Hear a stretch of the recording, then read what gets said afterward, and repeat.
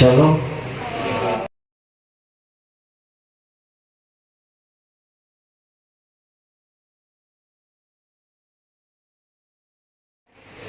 Firman Tuhan berkata manusia tidak hanya hidup dari roti saja. Karena Anda bukan orang Eropa, maka saya ubah bahwa manusia tidak hanya hidup dari nasi saja, tetapi juga dari manusia tidak hanya hidup dari roti saja, tapi dari setiap perkataan firman Tuhan. Nah, makanya kalau Anda lapar sekarang, siapkan hatimu, siapkan perutmu, kita makan roti hidup. Karena firman Tuhan itu roti Efesus pasal yang pertama. Suratan Paulus kepada jemaat di Efesus pasal yang pertama, ayatnya yang ketiga sampai ayat yang ke-14. Di dalam hukum kasih, kasih itu sabar, kasih itu murah hati, kasih itu tidak sombong. Jadi saudara kalau merasa orang sombong,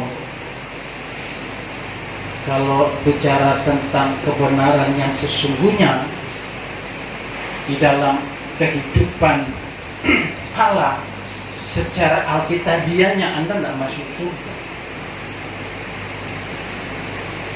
Karena kesombongan itu yang membuat bangsa Israel tidak mencapai kota yang dijanjikan. Kota yang dijanjikan bangsa Israel keluar dari tanah Mesir apa? Kota apa? Tanah apa? Tanah apa? Satu, itu kesombongan. Yang kedua apa? Yang membuat mereka tidak sampai ke sana. Apa? Dan ini terjadi sampai sekarang. Mulai dari anak-anak sampai kakek nenek. Apa? Bersungut, sungut-sungut, tahu sungut-sungut? Apa itu? Bahasa kalian? Tukang ngomel, menggerutu, suruh kerjakan tugas. Ibu ini, nak cuci piring, waduh cuci piring. Ketua POP, teman-teman, hari ini kita ibadah terus.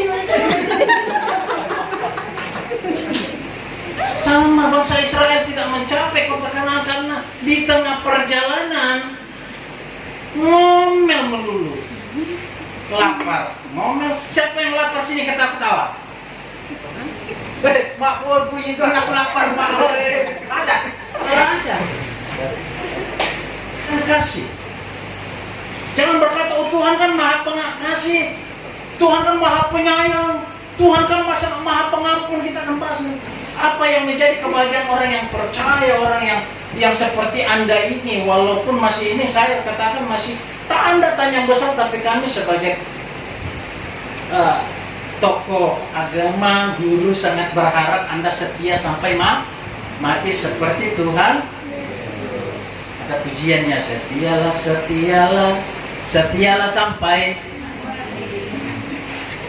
seperti Tuhan Yesus. Setialah sampai mati. Ya, matilah.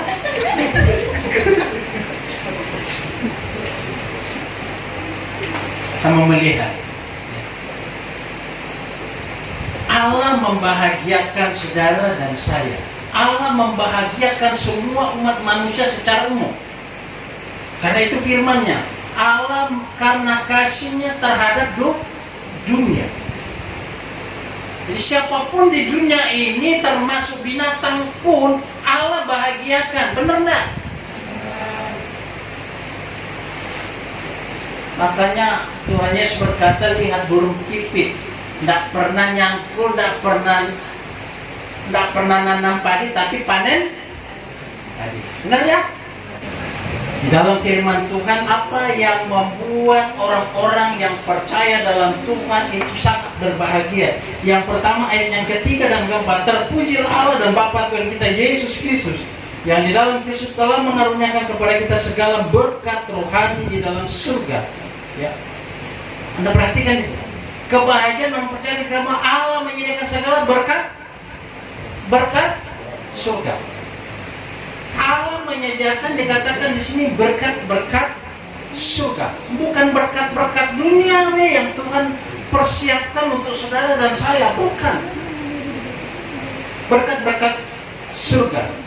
Ayat yang keempat, sebab di dalam Dia Allah telah memilih kita sebelum dunia dijadikan supaya kita kudus dan tak bercacat di hadapannya. Berkat surga yang pertama adalah menjadi pilihan Allah. Banyak yang terpanggil, sedikit yang terpilih. Sudah merasakan yang namanya terpilih? Sudah ya? Bahagia enggak? Saat kapan Anda bahagia ketika menjadi terpilih? Bahagia enggak terpilih masuk SMU 1? Kan banyak yang terpanggil ke sana. Banyak yang mendaftar, sama satu anak muda dulu di Jakarta. Masuk dalam pembinaan, dia dibimbing, dididik untuk masuk surga. Dia bilang begini, saya mau masuk neraka saja. Berarti dia sudah mendaftar di neraka.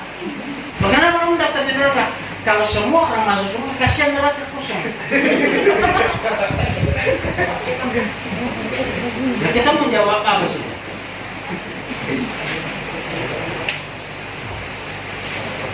Tapi kalau ke gereja, masuk gereja juga sih.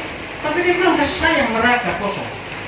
Jadi saya mendaftar di neraka, itu terserah urusannya dengan Tuhan. Soal masuk neraka itu urusannya dengan Tuhan. Dan persoalannya, Anda tidak mendaftar tidak di surga ini, masuk surga? Mendaftar tidak? Siapa yang tidak mau mendaftar masuk surga? Semua agama mengajarkan tentang adanya surga. Tidak ada agama yang tidak mengajarkan tentang adanya surga. Sekalipun di dalam sekte kekristenan tidak mengajarkan surga yang seperti Anda percaya dan yakini. Tetapi dalam sekte itu berkata bahwa Anda di dunia ini senang, tertawa-tertawa, itulah surga. Anda menderita di dunia ini, itulah neraka. Jadi kalau Anda mati ya seperti binatang, tidak perlu ada penghakiman. Tetapi iman saudara, gereja saudara yang saudara anut, sama semua bahwa ada surga, ada neraka, dan semuanya itu akan melalui penghakiman. Jadi kalau saudara sekarang mendaftar masuk surga, berarti Anda masih menunggu kata dipilih. Banyak terpanggil, sedikit. Tapi saudara menjadi orang yang sangat berbahagia dan bangga, menjadi orang yang percaya, karena dikatakan oleh firman Allah, sebelum dunia dijadikan Anda sudah Anda bisa bayangkan bagaimana ajaibnya Tuhan. Dunia aja belum ada, dia sudah tahu. Oh, ada Eva, oh ada Ade, karena kebetulan itu yang saya hafal. Pada baca Alkitab dikatakan sebelum engkau ditanam dalam kandungan, Tuhan sudah tahu. Sebelum Anda dipikirkan mama bapakmu, bapak mamamu belum ketemunya entah di mana, Tuhan sudah tahu. Oh, Eva ini lahir dari bapaknya namanya ini, mamanya namanya ini. Sudah tahu dia. Oh, bentuknya dia kecil begini, bulatnya begini, hidungnya mancung ke dalam, mancung keluar, urusannya tuh. Yang penting sudah tahu jauh sebelumnya. Sebelum dunia ini dijadikan, Anda sudah terpilih. Maka Anda semestinya harus bahagia. Harus bahagia menjadi orang percaya, bukan orang Kristen. Kristen tidak menyelamatkan. Yang menyelamatkan Tuhan. Tapi orang banyak bangga jadi orang Kristen. Oh, aku orang Kristen, dia bangganya tuh KTP-nya Kristen, orangnya tadi mana? Kebetulan belum punya KTP, jadi ketawa sesuatu. Yang berikut, dalam kasih Ia telah menentukan kita dari semua oleh Yesus Kristus menjadi anak-anaknya sesuai dengan kerelaan kehendaknya. Saudara bahagia, bangga menjadi orang yang terpilih. Yang kedua, menjadi anak. Kalau saudara diangkat anak Jokowi, senang gak? Ini ya, anak-anaknya Jokowi, ketemu Jokowi aja kakak.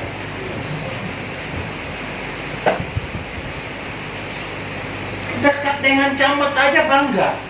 Berfoto dengan camat aja bangga, dipamer-pamer. Oh, foto boleh. Kan camat juga belum tentu kenal. Tapi kalau berfoto bangga-bangga.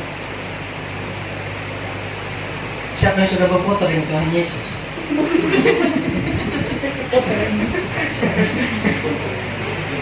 Tuhan Yesus lihat, Tuhan, selfie dulu dong.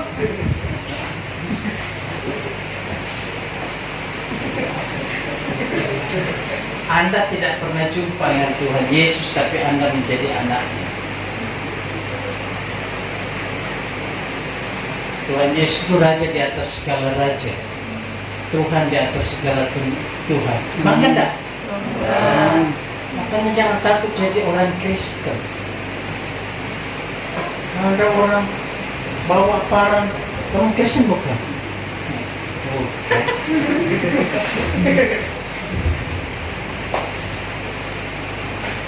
Karena Anda mati di penggal, mati di dunia, hidup di sana. Amin. Amin. Tapi yang mati, yang bunuh Anda, hidup di dunia, mati di sono, sudah masuk. Hanya banggalah saudara. Kebetulan hujan-hujan aja terus.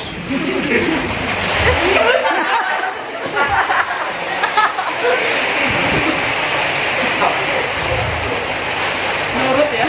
Terlucu gitu. Hujan kok dengar saya gitu ya. Ayat yang ke-6, 7. Supaya terpujilah kasih karunia-Nya yang mulia, yang dikaruniakannya kepada kita di dalam Dia yang dikasihinya. Sebab di dalam Dia dan oleh darahnya kita beroleh penebusan, yaitu pengampunan dosa, menurut kekayaan kasih karunia-Nya. Ayat 8. Dilimpahkannya kepada kita dalam segala hikmat dan pengertian. Yang ketiga apa? Pengampunan dosa. Tidak ada di dunia ini seorang nabi atau rasul yang mengampuni dosamu. Itulah sebabnya Yesus berkata bahwa akulah jalan kebenaran dan hidup. Tidak ada orang sampai kepada Bapa kalau tidak melalui aku.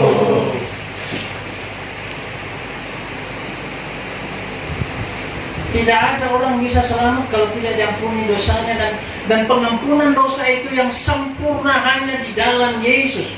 Tidak ada cara lain yang Tuhan terapkan tentang pengampunan dosa. Ada. Pertama, manusia jatuh ke dalam dosa.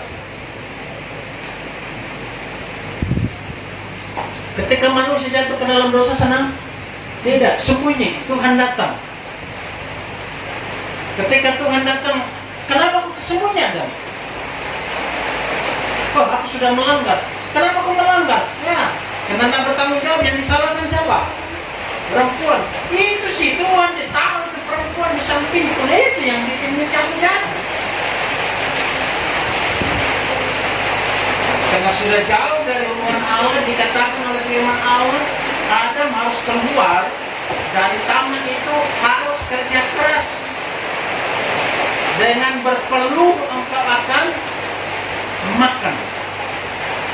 Maka jangan laki-laki kalau tidak keringat makan, itu bukan hasil kerja keras.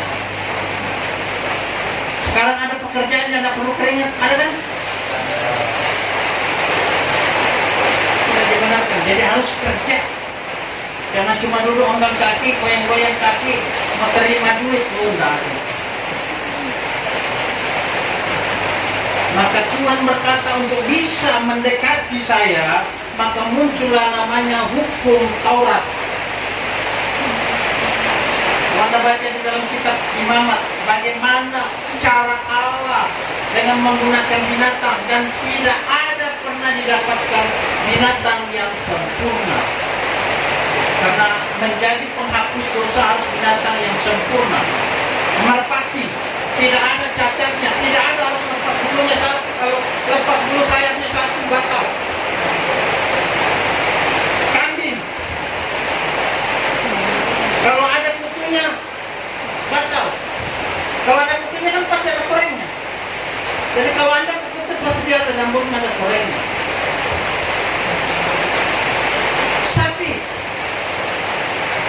Sapi batuk pilek kena Omikron, tidak bisa. Makanya Tuhan berkata, aku dari segala kemuliaanku, aku di dalam segala kekudusanku datang kepada manusia untuk menebus dosa. Maka Anda sangat berbahagia mendapat harta surgawi. Dan tidak hanya mendapat pengampunan, tetapi diberikan hikmat Allah. Sepaket. Yang berikut.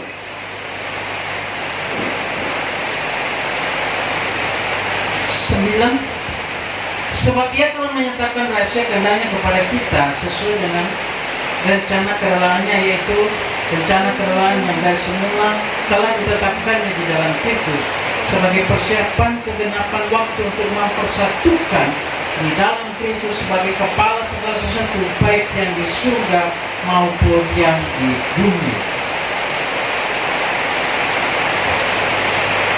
Tidak hanya pengampunan, tetapi dipersatukan dengan Allah. Satu rumah dengan Allah. Saudara dipilih, diangkat jadi anak, diampuni dosanya, tapi tetap disuruh tidur di teras. Kira-kira enak nggak? Anda jadi anak, bapak mama di dalam makan babi guling, Anda makan tempe tahu di teras, bahagia enggak? Bahagia enggak? Bukan di dalam mana? Perjamuan kudus, tubuh dan darahnya menjadi satu rumah, satu keluarga. Makanya ada kita nyanyi, ku cinta keluarga Tuhan, terjalin mesra sekali. mesra. Habis nyanyi mesra sekali, keluar guntuk-guntukan. Coba keluarga Tuhan yang sesungguhnya, makanya ketika ada Tuhan di dalamnya, semua jadi mesra. Semua berkat rohani, berkat surga dilimpahkan kepadamu. Amin. Makanya Tuhan mau supaya saudara dan saya bersatu dengan Dia. 11:12. Aku katakan di dalam Kristus, karena di dalam Dialah kami mendapat bagian yang dijanjikan. Kami yang dari semula ditentukan untuk menerima bagian itu sesuai dengan maksud Allah, yang di dalam segala sesuatu bekerja menurut keputusan kehendak-Nya, supaya kami yang sebelumnya telah menaruh harapan pada Kristus boleh menjadi puji-pujian bagi kemuliaan-Nya. Menerima janji Tuhan. Siapa yang sudah pernah menghitung janji Tuhan dalam Alkitab? Janji Tuhan itu nggak pernah tidak ditepati, selalu ditepati bagi setiap orang yang percaya dan berharap kepadanya. Janji manusia bisa, janjimu taroe agaro sabana. Nah, ngerti artinya? Janji dibatalkan walaupun tidak ada sebabnya. Tapi Tuhan tidak pernah membatalkan janjinya. Makanya saudara dan saya menjadi orang yang sangat berbahagia. Orang tua bisa batalkan janjinya. Bisa? Sudah pernah dibatalkan janjinya orang tua kepada kalian? Sudah? Kecewa? Marah? Pasti. Kamu belajar baik-baik nak ya. Nanti ranking 1, aku belikan kau mobil. Begitu ranking 1, mana mobilnya Pak? Papanya nggak punya mobil, kamu punya mobil. Tapi apapun janji Tuhan dalam hidupmu, Dia akan tepati sesuai dengan waktunya Tuhan, bukan waktumu. Kalau Anda mengambil janji Tuhan sebelum waktunya Tuhan, Anda yang kecewa, bukan Tuhan. Anda yang kecewa. Makanya hidup itu jalani saja dengan ucapan syukur dan tetap tersenyum. Caci maki tersenyum, dimarahin tersenyum, banyak tugas dari sekolah tersenyum. Lihat orang Yahudi, anak pilihan, anak sulung Allah. Bodoh-bodoh enggak orang Israel itu? Bodoh-bodoh enggak orang Yahudi itu? Enggak. Pintar.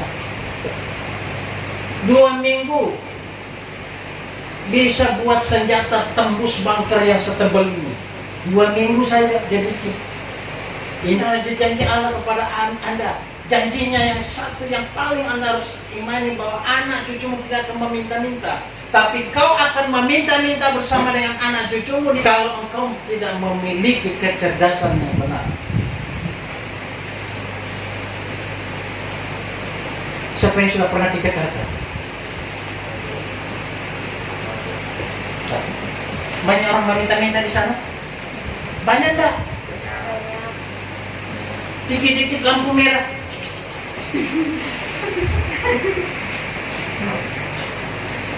Kalau udah 3 hari tidak makan, 3 hari tidak makan tapi gemuk-gemuk. Ada lagi bayi yang baru 1 bulan datang. Saya hampir 10 tahun di Jakarta tinggal. Begitu melihat bagaimana kumuh-kumuh. Kau Kalimantan, tanganmu mau bekerja, kau tidak akan hidup di pinggiran. Kau akan menikmati berkat Tuhan. Sekarang semua aspek ke depan, semua harus berteknologi. IKN bukan membutuhkan supir-supir yang manual, semua nanti sana pakai sistem teknologi dan elektronik.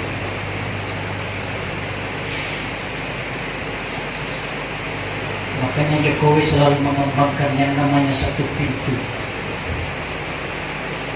Anda ini generasi ke depan, generasi yang harusnya duduk di sana. Yang terakhir, saya belum 1 hari. Ini baru 1/2 jam. 13:14. Di dalam dia kamu juga, karena kamu telah mendengar firman kebenaran, yaitu Injil keselamatanmu, di dalam dia kamu juga, ketika kamu percaya, dimateraikan dengan Roh Kudus yang dijanjikannya itu. Dan Roh Kudus itu adalah jaminan bagian kita sampai kita memperoleh seluruhnya, yaitu penebusan yang menjadikan kita milik Allah untuk memuji kemuliaannya. Yang terakhir ini janji dipenuhi Roh Kudus, janji Roh Kudus. Alkitab berkata bahwa di akhir zaman Tuhan akan mencurahkan rohnya kepada teruna-terunanya. Anda ini yang akan menjadi teruna-teruna Allah ke depan, yang akan Tuhan pakai dengan kekuatan kuasa Roh Kudus. Kuasa Roh Kudus yang diberikan kepada anak-anak Tuhan, kalau kita pelajari lebih jauh, itu di dalam firman Tuhan dalam Kisah Rasul, bahwa aku akan mencurahkan rohku yang akan diberikan, kamu akan menerima. Ya, di sana dikatakan kamu akan menerima kuasa kalau Roh Kudus itu turun. Kamu akan menerima dinamais, dalam bahasa Yunaninya dinamais. Tahu dinamais dalam bahasa Yunani, dalam bahasa Indonesia dinamo, dinamit. Jadi kalian akan diberikan kuasa yang menghancurkan, kuasa yang dahsyat, kuasa yang sangat besar. Maka Tuhan berkata, orang-orang yang percaya dalam Tuhan dijanjikan bukan menjadi ekor, tapi menjadi kepala. Walaupun harus belajar dari bawah. Jadi kalau Anda dimulai belajar dari helper, belajarlah dari helper yang benar. Tingkatkan itu. Pokoknya jangan pernah berhenti belajar.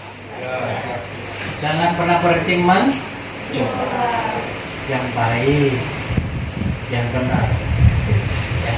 Tuhan pasti berkati. Ingat janji Tuhan itu kepala. Tuhan, di tengah-tengah masa remaja kami, masa muda kami akan menjadi generasi sesuai dengan firman-Mu, bahwa Tuhan akan mencurahkan Roh-Mu ke atas teruna-terunamu. Dan saat ini mereka ada di hadapan-Mu Tuhan. Inilah teruna-terunamu yang sementara dalam masa pendidikan. Tuhan, sebagaimana janji-Mu, bahwa janji-Mu akan mencurahkan kecerdasan, kepintaran kepada mereka. Mereka berada di masa-masa perjuangan, masa-masa pembangunan ibu kota yang nantinya Tuhan SDM mereka, tenaga mereka, skill mereka, kepintaran mereka akan dipakai. Oleh sebab itu berkati mereka, biar semangat belajar dalam segala hal yang baik. Tuhan berkati dan Tuhan bawa sampai ke sana. Apapun yang menjadi cita-cita mereka dalam kelanjutan studi mereka, Tuhan buka jalan dan berkati. Mungkin terkendala karena biaya, terkendala karena situasi, tetapi mereka, Tuhan bawa mereka untuk benar-benar memiliki iman kepastian di dalam Tuhan, bahwa sekalipun tidak ada biaya lewat orang tua, tetapi Tuhan akan menggerakkan siapapun untuk mendanai, membiayai mereka dalam pendidikan mereka. Oleh sebab itu mereka tidak akan patah semangat untuk melanjutkan pendidikan mereka ke tingkat yang lebih tinggi demi masa depan mereka, karena masa depan mereka ada di tangan Tuhan. Terpujilah nama Tuhan. Bangsa negara kami Tuhan memberkati. Sekalipun di tengah-tengah pandemi, berbagai macam bahan pokok yang begitu langka, Tuhan tolong anak-anakmu semuanya, umatmu, dan juga pemerintah dalam tetap menjalankan roda pemerintahan dan pekerjaan Tuhan. Berbagai denominasi gereja Tuhan memberkati. Dalam nama Yesus kami berdoa. Haleluya.